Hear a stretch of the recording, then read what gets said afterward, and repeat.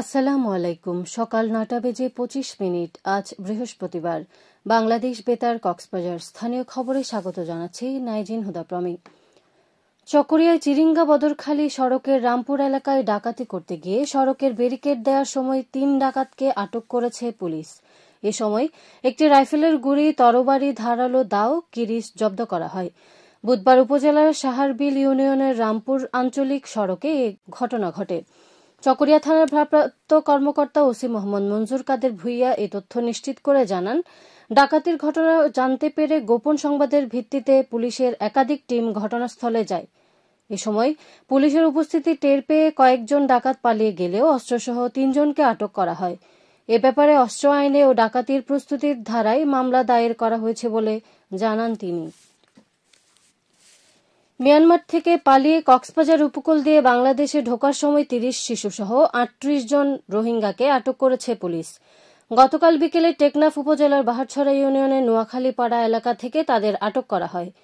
Baharchhara police তদন্ত কেন্দ্রের in charge পরিদর্শক শোভন কুমার শাহ জানান, আটকরা তাদের হেফাজতে আছে। তাদের ব্যাপারে কর্তৃপক্ষের সঙ্গে আলোচনা চলছে। এর আগে গত ৫ জানুয়ারি টেকনাফের মেরিন ড্রাইভের উপকূলের মুন্ডার ডেল ঘাট দিয়ে একটি ট্রলারে নারী, শিশুসহ ৩৬ জন রোহিঙ্গা অনুপ্রবেশকালে বিজিবির হাতে আটক হয়েছিল। মহেশখালী উপজেলার ছোট মহেশখালী ইউনিয়নের মাইসপাড়া, দক্ষিণকুল ও উম্বনিয়াপাড়া সংযোগ সড়কের সংস্কার কাজ শেষ হয়েছে। দুর্যোগ ব্যবস্থাপনা ও ত্রাণ মন্ত্রণালয়ের অধীনে উপজেলা প্রকল্প বাস্তবায়ন অফিস এই প্রকল্পটি বাস্তবায়ন করে। গতকাল বিকেলে ৪৩৫ মিটার দীর্ঘ এই সড়কের সংস্কার কাজ পরিদর্শন করেন উপজেলার নির্বাহী কর্মকর্তা ইউএনও মোহাম্মদ হেদায়েতুল্লাহ। সড়কটির সংস্কার কাজ শেষ হওয়ায় স্থানীয় জনসাধারণ ও যানবাহন চলাচল সহজ হয়েছে বলে জানান ইউএনও। এ সময় প্রকল্প সংশ্লিষ্ট কর্মকর্তা সহ স্থানীয় গণ্যমান্য ব্যক্তিবর্গ উপস্থিত ছিলেন। উখিয়ায় অভিযান চালিয়ে ২টি ট্রেজার মেশিন সহ বিপুল পরিমাণ বালু জব্দ করা হয়েছে। গতকাল উপজেলার খাইংখালী খালে যৌথভাবে অভিযান পরিচালনা করে উপজেলা প্রশাসন ও বন বিভাগ। সহকারী কমিশনার ভূমি ও নির্বাহী ম্যাজিস্ট্রেট জারিন তাসনিম এই অভিযানে নেতৃত্ব দেন। তিনি জানান, দীর্ঘদিন ধরে বালু খেকো সিন্ডিকেট খালে ড্রেজার মেশিন বসিয়ে অবৈধভাবে বালু উত্তোলন করে পাচার করে আসছিল।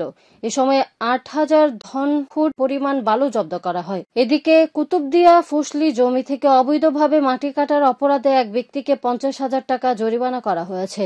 বুধবার বিকেলে উপজেলা সহকারী কমিশনার ভূমি মোহাম্মদ শাহাদ হোসেন উত্তর কৈয়ারবিল এলাকায় অভিযান চালিয়ে এই জরিমানা করেন। কক্সবাজার সরকারি মহিলা কলেজে বার্ষিক সাহিত্য ও সাংস্কৃতিক প্রতিযোগিতা শুরু হয়েছে। গতকাল কলেজ প্রাঙ্গণে ৩ দিনব্যাপী এই প্রতিযোগিতার উদ্বোধন করেন কলেজের সাবেক অধ্যক্ষ প্রফেসর AK ফারুক আহমদ। প্রতিযোগিতার আহ্বায়ক শহীদুল ইসলামের সভাপতিত্বে এতে প্রধান অতিথি ছিলেন কলেজের ভারপ্রাপ্ত অধ্যক্ষ প্রফেসর মোহাম্মদ ওহিদুল ইসলাম। এ সময় অর্থনীতি বিভাগের বিভাগীয় প্রধান মোহাম্মদ শাহ আলম এবং শিক্ষক পরিষদের যুগ্ম সম্পাদক নুরউদ্দিন খান সোহেল সহ অন্যান্যরা বক্তব্য রাখেন। বার্ষিক সাহিত্য ও সাংস্কৃতিক প্রতিযোগিতায় কলেজের বিভিন্ন শাখার শিক্ষার্থীরা অংশ নিচ্ছে।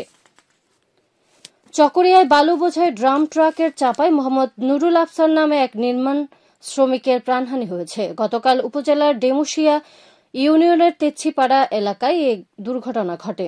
নিহত নুরুল আফসার লোহাগাড়া উপজেলার আমিরাবাদ ইউনিয়নের বিল্লাপাড়ার মুজাফফর আহমেদের ছেলে। নিহতের পরিবারের সূত্র মতে, তেসিপুল এলাকায় একটি বাড়িতে কাজ করার সময় বালি ভর্তি ট্রাকটি পেছনের দিকে বালি ফেলতে গিয়ে চাপা দেয় তাকে। এ সময় গুরুতর অবস্থায় উদ্ধার করে হাসপাতালে নিয়ে গেলে কর্তব্যরত চিকিৎসক তাকে মৃত ঘোষণা করেন। চকরিয়া থানার ভারপ্রাপ্ত কর্মকর্তা ওসি মোহাম্মদ মঞ্জুর কাদের ভুইয়া ঘটনার সত্যতা নিশ্চিত করেছেন। আবহাওয়া এখন জানিয়ে দিচ্ছি বাঁকখালী নদীর মোহনা ও সংলগ্ন এলাকার সামুদ্রিক জোয়ার ভাটার সময়সূচি। আজ জোয়ার শুরু হয়েছে সকাল ৬টা ৩০ মিনিটে, চলবে বেলা ১১টা ৫৮ মিনিট পর্যন্ত। ভাটা শুরু হবে বেলা ১১টা ৫৮ মিনিটে, চলবে সন্ধ্যা ৬টা ১২ মিনিট পর্যন্ত। খবর শেষ হলো। আমাদের পরবর্তী খবর প্রচারিত হবে আজ দুপুর ২টা বেজে ৫৫ মিনিটে।